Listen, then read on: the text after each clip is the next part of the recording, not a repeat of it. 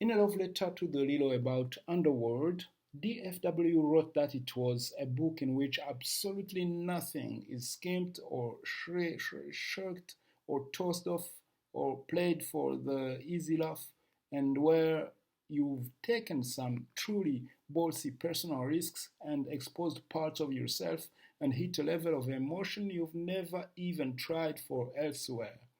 His praise for the novel continued for 2 pages. One of the best recent examples of this kind of risk taking is a novel that Smith herself wrote. In 2012, she published NW, perhaps the most experimental of her books so far, and it could be argued one of the defining novels of its time. NW is also polyphonic. It shifts through multiple points of view in multiple authorial styles. The book is a collaboration between Charles Dickens and Woolf, with Smith providing a marvelous ear for dialogue. It is a complicated combination of serious and funny, what Smith called laughter in the dark, quoting Nabokov. She talks about her reference points in a rejoinder to Wood that comes from the heart.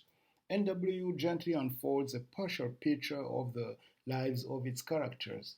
The effect is devastating.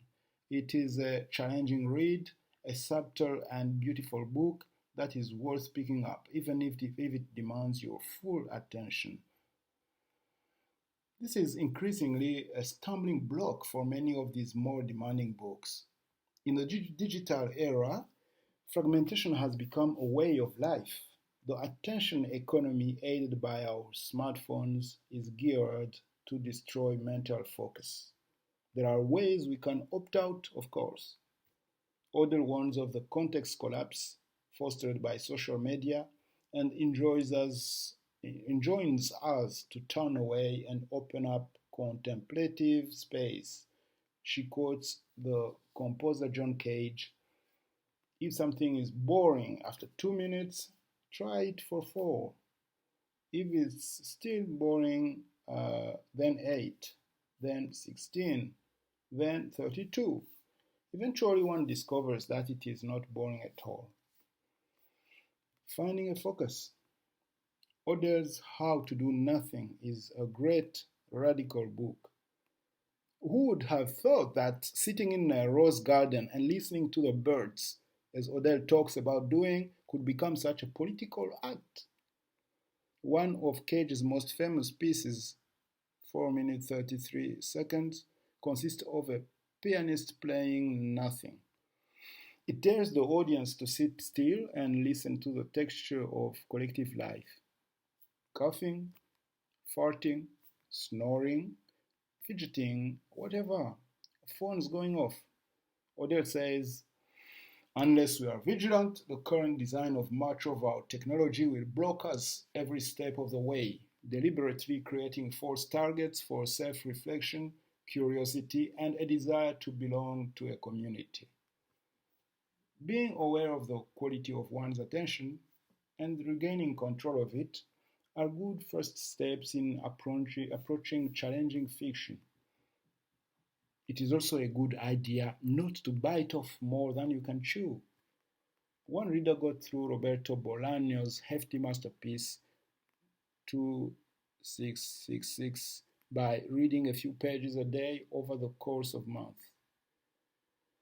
As with many of the experimentalists, parts of that book seem designed to test and break one's patience, and yet the reward for opening your mind is a glimpse of some kind of sublime. I asked Smith for her retrospective thoughts on two paths. She said, I wish I hadn't used Joseph Bonner as a straw man. She called the essay a provocation, which, like provocations, has its limitations and excitements. She also said this: I don't think in those terms anymore. Even as you list the supposed forms of the avant-garde, the excitement drains out of me and I'm left only with genres, fixed modes, etc. There is no fixed mode for unusual or interesting writing. Perhaps the very definition of fresh writing is that it is sui generis, one of a kind, With that in mind, so far in quarantine, I've found these books very interestingly shaped.